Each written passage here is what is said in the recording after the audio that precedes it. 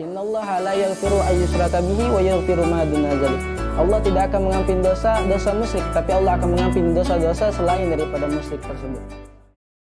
Assalamualaikum warahmatullahi wabarakatuh. Alhamdulillah, assalatu wassalamu ala Rasulillah wa ala alihi wa sahbihi wa man walah, amma ba'd.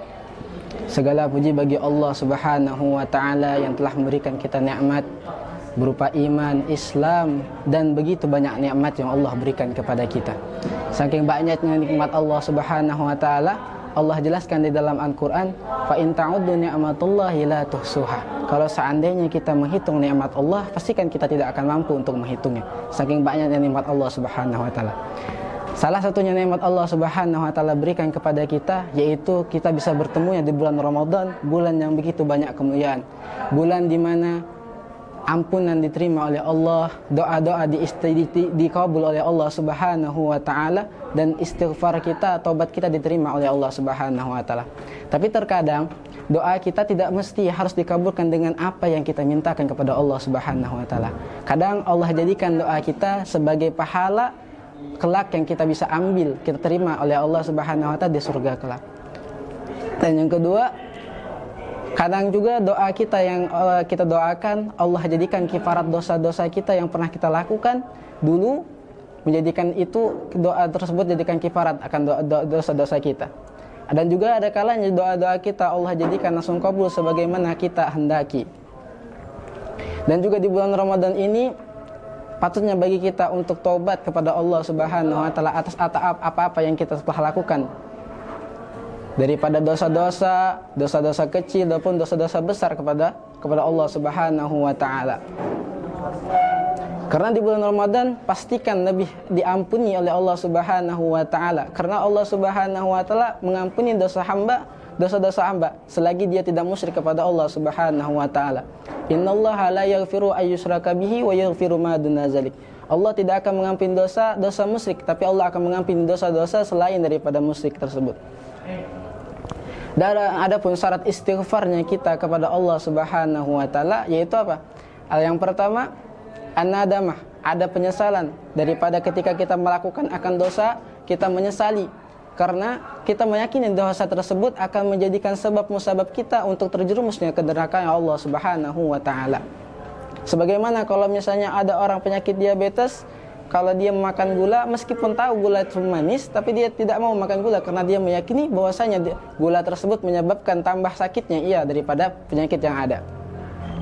Dan yang kedua, al-azamah, yaitu bercita-cita. Bercita-cita dia tidak akan pernah mengulangi akan dosa-dosa tersebut meskipun hanya sedikit pun.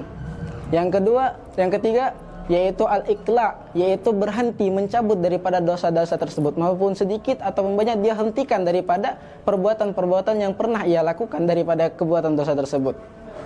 Maka semestinya bagi kita untuk beristighfar pada bulan Ramadan, bertaubat kepada Allah Subhanahu wa taala, at-taibu minaz zambi kaman la zanbalah. Karena orang bertobat di bulan Ramadan apa bulan lainnya, maka dia sebagaimana orang yang tidak memiliki dosa. Dan di bulan Ramadan pula lah kita bisa bertambah ibadah kita, meningkatkan ibadah kita yang dulunya jarang sholat, yang misalnya ada ketinggalan sholat qada di bulan Ramadan. Karena di bagian salafus saleh ada cerita orang ini dulunya begitu banyak kemaksiatan, hampir banyak banget kemaksiatan dari kecil dan besarnya dia lakukan. Tapi ketika masuknya bulan Ramadan, dia taubat. Dulu sholat-sholat yang pernah ia tinggalkan, ia laksanakan di bulan Ramadan, ia qada di bulan Ramadan.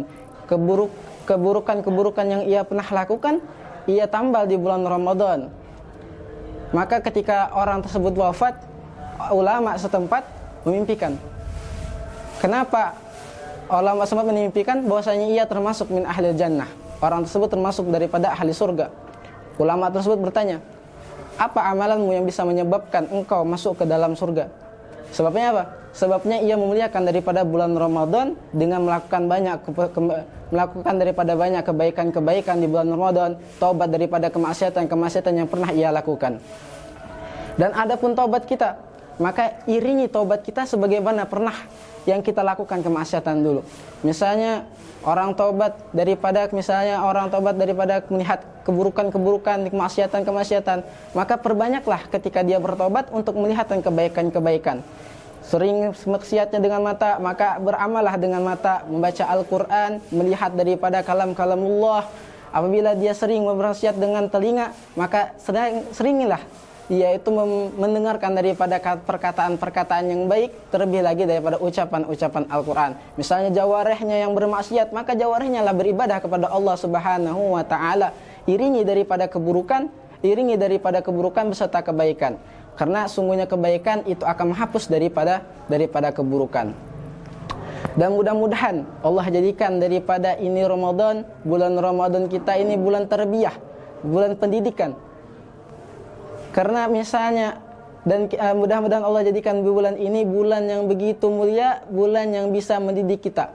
Sehabisnya bulan ini kita tidak berubah 100%. Misalnya dulunya di bulan Ramadan kita sering baca Al-Quran, setelah selesainya bulan Ramadan Allah jadikan kita, Allah berikan taufik kita untuk sering-sering baca Al-Quran. Karena manusia ini itu akan sesat kalau misalnya dia tidak berpandangan dengan beriktimat dengan Al-Quran. Karena Al-Quran itu adalah petunjuk bagi orang-orang yang bertakwa. Pengen sukses di dunia dan akhirat, ikuti Al-Quran. Pengen selamat dunia akhirat, ikuti Al-Quran. Karena Al-Quran ini itu sumber petunjuk bagi umat Islam di dunia maupun di akhirat. Alif Lam Mim zalikal kitabul la raiba fihi hudal lil muttaqin, yaitu sebagai petunjuk bagi orang-orang yang bertakwa di dunia dan di akhiratnya. Maka selain kita bertobat di ini bulan, kita harus senantiasa membaca Al-Quran. Mudah-mudahan Allah Subhanahu wa Ta'ala memberikan kita taufik wal hidayah. Wallahu muwaffiq ila aqwamit thoriq. Assalamualaikum warahmatullahi wabarakatuh.